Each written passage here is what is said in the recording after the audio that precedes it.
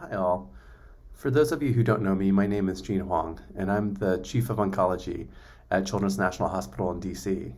But I'm also a pediatric neuro-oncologist and had the chance to meet Jace and his family almost 6 years ago.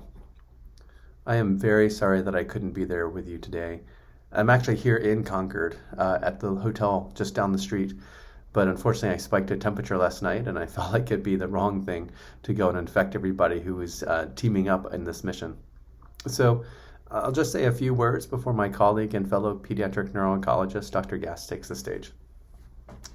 Although I can't see you or the room, I do know the facts. And the fact is that every seat at this Warrior Jace Gala was sold. That's amazing and deserves a round of applause. I can't actually see if anyone is clapping with me, but I'm hoping that everybody is as excited as I am at how amazing this community has been.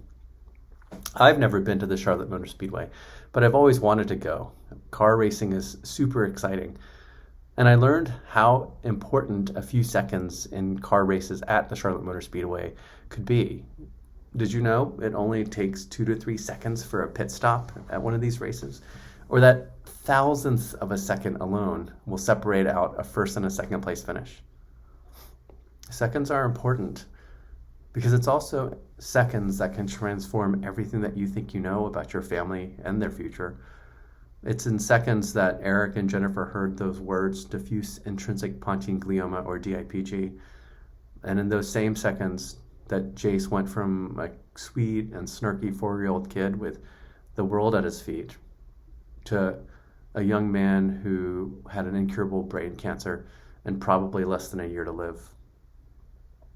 You know, Jace and Jennifer and Eric, they fought. They went through surgeries and medications and chemotherapy and radiation. They came all the way up to DC to get a kind of surgery that we had only just started doing in children like Jace with tumors in his location. Jace went on this clinical trial that used really next generation sequencing to help inform a group of 10 different doctors from around the country who made a Jace specific treatment plan with medications. We fought, and then there was tumor progression, and then some more treatment, and then we lost Jace. It's been almost 5 years. You know, Jace is why I think each of you is here, though, because he's still here with us. He's driving us and reminding us not to let this happen to another child and another family.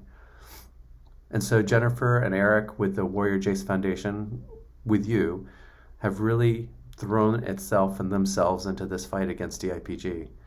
Through what Warrior Jace has already done, we've been able to find targets in DIPG that were in parts of DNA that weren't supposed to be important.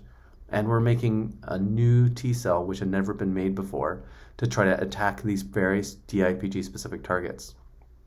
We have a large group of people who are looking at this new technology called low frequency ultrasound.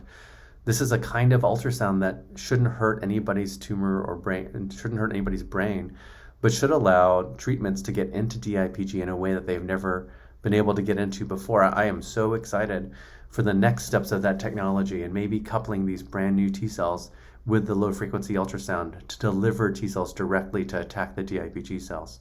It's super exciting, but there is so much more to be done. Again, I am so sorry that I couldn't be there. It's way better than quarantining here in the hotel.